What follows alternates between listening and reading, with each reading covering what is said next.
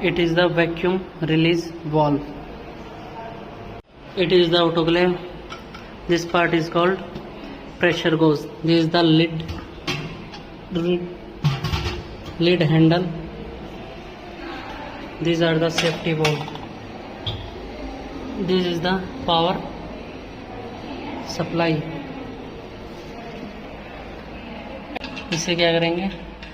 Residual air will be removed. This is the safety valve. This is the lid handle and this is the lid screw. These are the lid screw. Inside this is the tripod stand with immersion rod.